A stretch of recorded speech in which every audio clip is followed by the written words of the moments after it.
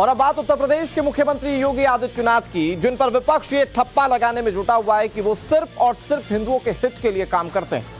लेकिन आज हम तथ्यों के साथ आपको ये बताएंगे कि योगी आदित्यनाथ देश के एक ऐसे मुख्यमंत्री हैं जो हर वर्ग के लिए समान भाव से काम करते हैं। वो बहुसंख्यक वर्ग का जितना ख्याल रखते हैं उतना ही अल्पसंख्यक वर्ग के अधिकारों की भी रक्षा करते हैं। धर्म के रास्ते पर अग्रसर योगी आदित्यनाथ अपने कर्म पथ पर भी बिना किसी बाधा के चल रहे हैं। उनकी इस नीति से वो लोग बुरी तरह से बौखलाए हुए हैं जो खुद को मुस्लिमों के रहनुमा समझते हैं। क्या सोचता है उत्तर प्रदेश का मुस्लिम? योगी आदित्यनाथ के बारे में हमारी ये सबसे ऑथेंटिक रिपोर्ट आप देखिए।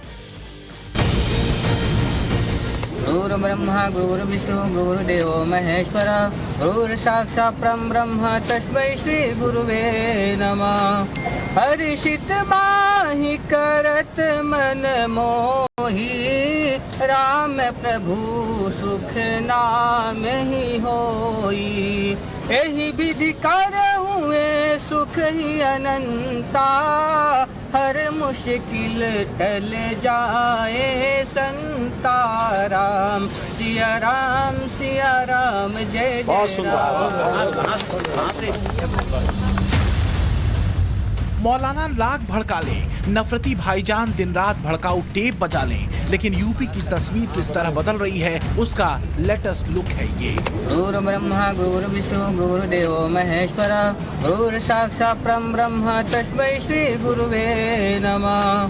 हर्षित माहि करत मन मोहि राम प्रभु सुख नाम ही होई। ये राम भक्त मुसलमान कौन है?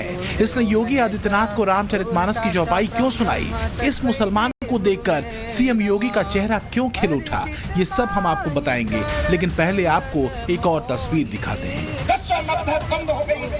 फर्रुखाबाद लोकसभा से समाजवादी पार्टी के कैंडिडेट की जनसभा में एक व्यक्ति ने जय श्री राम का नारा लगा दिया तो वहां नेताजी नाराज हो जय श्री राम कहने वाले को डांटने फटकारने लगे। बंद हो गई क्या भाजपा शासित राज्यों में और मणिपुर की तारीख मोदी है तो मुमकिन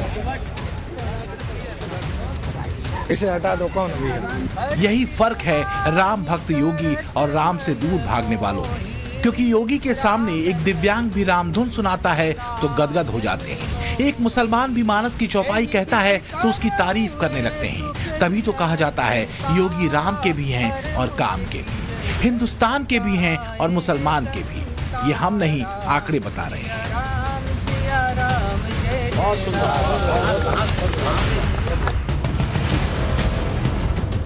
एक रिपोर्ट के मुताबिक यूपी में मुस्लिम आबादी 19% है, लेकिन कई योजनाओं में उन्हें लाभ 35% तक मिला है। जरा इसकी लिस्ट भी देख लीजिए। 45 लाख आवास दिए गए, इनमें 35% मुसलमानों को मिला। 2 करोड़ 61 लाख शौचालय में से 35% और 15 करोड़ राशन लेने वालों में 5 करोड़ मुसलमान हैं।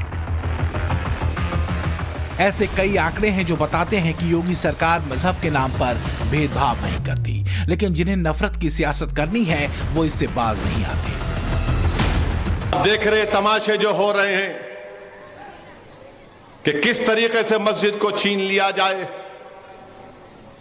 लोग तनकीद करते हैं, मुझे परवाह नहीं है, उसकी भाड़ में जाए वो लोग।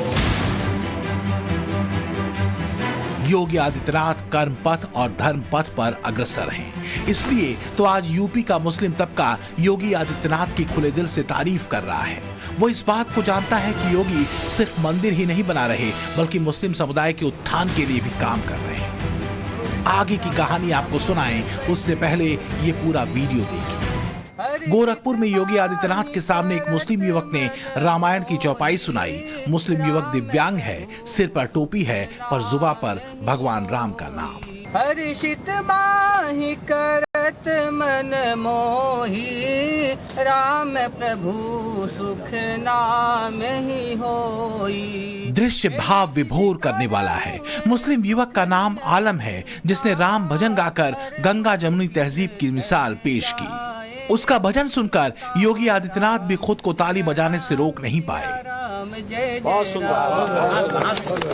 यही विधि कर हुए सुख ही अनंता हर मुश्किल टल जाए संताराम। सिया राम जय जय राम।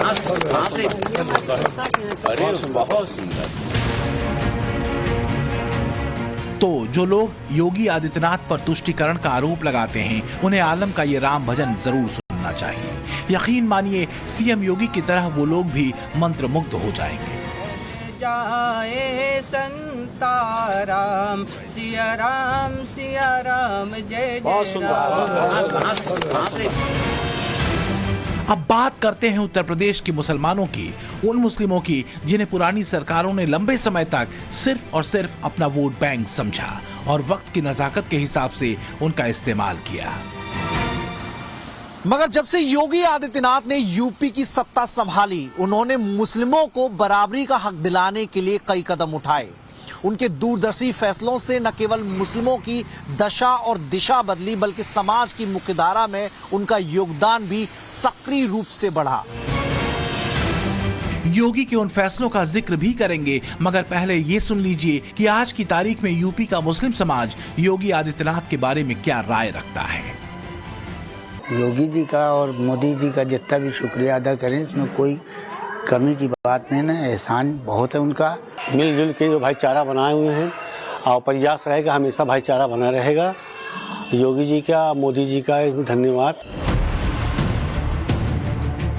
अगर आप सोच रहे हैं कि योगी आदित्यनाथ की ये तारीफ सिर्फ हवाई बातें हैं, तो आप पूरी तरह गलत हैं। 2017 में योगी आदित्यनाथ उत्तर प्रदेश के मुख्यमंत्री बने और उसके बाद से ही वो सभी तबकों के उत्थान के काम में जुट गए। अब सबूत के साथ बात करते हैं, उन योजनाओं पर नजर डालते हैं जिनका सीधा फायदा यूपी के मुस्लिम समुदाय को मिला है। पहली योजना है मुख्यमंत्री सामूहिक विवाह योजना। इस योजना से सबसे ज्यादा अल्पसंख्यक समुदाय लाभ ले रहा है। इस योजना के तहत पिछले 1 साल में निकाह करने वालों की तादाद 8 गुना बढ़ गई है। दूसरी है वन डिस्ट्रिक्ट वन प्रोडक्ट योजना। योगी सरकार की वन डिस्ट्रिक्ट वन प्रोडक्ट योजना भी मुसलमानों के लिए सुपरहिट साबित हुई। इसका फायदा सीधे तौर पर मुस्लिम कारीगरों को मिला। इस योजना के तहत मुस्लिमों ने बड़ी संख्या में अपने उद्योग धंधे स्थापित किए। अलीगढ़ में ताला उद्योग का पुनरुद्धार, मुरादाबाद में पीतल के बर्तन, एटा में घंटियों और घुंघरू का उद्योग, आगरा में चमड़े के उत्पाद जैसे उद्योगों में बड़े पैमाने पर मुस्लिम समुदाय के लोग काम कर रहे हैं। 2022 के विधानसभा चुनावों में विपक्ष ने योगी आदित्यनाथ पर आरोप लगाया था कि वो हिंदुओं का एक तरफा वोट लेने के लिए तुष्टीकरण की राजनीति कर रहे हैं। मगर चुनाव जीतने के बाद योगी आदित्यनाथ ने मुस्लिम समुदाय के लिए जो योजनाएं लागू की, उन्होंने विपक्ष पार्टियों के मुंह पर ताला लगा दिया। मगर विपक्ष पर सबसे बड़ी सर्जिकल स्ट्राइक उस वक्त हुई जब योगी सरकार ने यूपी के मदरसों के हालात सुधारने का जिम्मा उठाया। दरअसल मुस्लिमों की रोटी, कपड़ा और मकान जैसी आधारभूत जरूरतों को पूरा करने के अलावा योगी सरकार ने उनकी शिक्षा के लिए भी काफी काम किया है। खासतौर पर उत्तर प्रदेश के मदरसों की शिक्षा प्रणाली में भी अभूतपूर्व सुधार किया गया। मदरसों में एनसीईआरटी का पाठ्यक्रम लागू किया गया। मदरसों की शिक्षा को बाकी स्कूलों की पढ़ाई के बराबर लाने के मकसद से यह कदम उठाया गया। योगी सरकार ने मदरसा आधुनिकीकरण योजना के लिए 429 करोड़ रुपए की सहायता दी। अल्पसंख्यक पुरुष और महिला छात्रवृत्ति के लिए 829 करोड़ रुपए मिले। बहुक्षेत्रीय जिलों के लिए 588 करोड़ रुपए और अल्पसंख्यक बहुल आबादी वाले जिलों में बुनियादी ढांचागत सुविधाएं उपलब्ध कराने की योजनाएं बनाई गई। हमारे योगी जी जो है तो वो बहुत ही अच्छे आदमी हैं और हम लोगों के वेलफेयर के लिए बहुत अच्छे उन्होंने काम किया है। और क्या नाम है, हर जगह सबसे ज़्यादा प्रायोरिटी दी गई है और सबसे ज़्यादा अगर फ़ायदा किसी को पहुंचा है तो योगी जी के राज में, योगी जी की वजह से लोगों को पहुंचा है। यूपी का मुस्लिम समुदाय इस बात को भी जानता है कि योगी आदित्यनाथ के शासन में वहां की कानून व्यवस्था में सुधार आया है। जो लोग पहले खुद को बाहुबली, डॉन या माफिया जैसी उपाधियों से सुशोभित करते थे, वो या तो अपने बचे हुए दिन जेलों में काट रहे हैं या किसी एनकाउंटर के रूप में उनके अहंकार का अंत हो चुका है। अतीक अहमद याद होगा आपको, ये वही अतीक अहमद है जिसने डर का साम्राज्य बनाकर कई सालों तक लोगों की जिंदगी भर की कमाई लूटी थी। अब अतीक की मौत के बाद योगी आदित्यनाथ ने प्रयागराज के लूकरगंज से उसके कब्जे वाली प्रॉपर्टी को छुड़ाया उस पर मकान बनवाए और उसके बाद इन मकानों को मुस्लिम समुदाय के गरीब लोगों को दे दिया। जो लोग कुछ वक्त पहले तक मर मर कर जीने को मजबूर थे, वो आज एक खुशहाल जिंदगी जी रहे हैं और उनके लिए इसकी एक वजह है योगी आदित्यनाथ। अच्छा है, कम से कम गरीबों को प्रयास तो मिला तो उनको कम से कम। हाँ, जो किराए पर रहते थे पहले बेचारे सोच रहे थे कि कहाँ मिलेगा कहाँ नहीं मिलेगा, हम कम से कम मिल तो गया है योगी की याद में। भले ही विपक्ष इस बात को न माने, मगर वो ये जानता है कि अपराधियों के लिए योगी आदित्यनाथ किसी काल से कम नहीं है। इसलिए आए दिन यूपी के थानों में कई हिस्ट्री शीटर सरेंडर करने के लिए पहुंच जाते हैं। अब योगी की ताजा चेतावनी भी सुन लीजिए।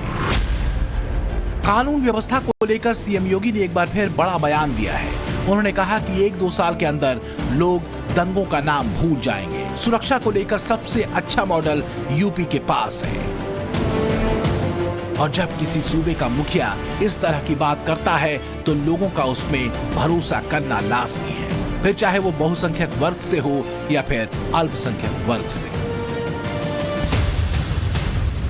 बात यूपी के मुस्लिम समुदाय की हो रही है तो आपको यह जानना भी जरूरी है कि योगी आदित्यनाथ पर्सनली या व्यक्तिगत तौर पर उनके बारे में क्या सोचते हैं।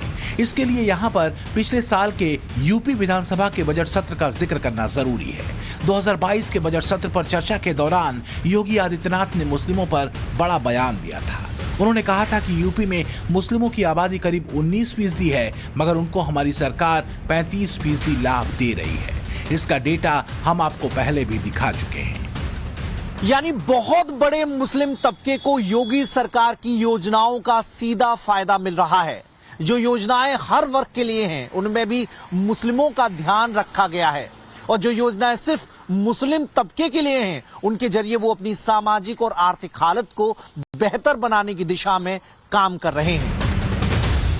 यूपी के इस मुस्लिम समुदाय को लंबे वक्त तक वोट बैंक की तरह इस्तेमाल किया गया।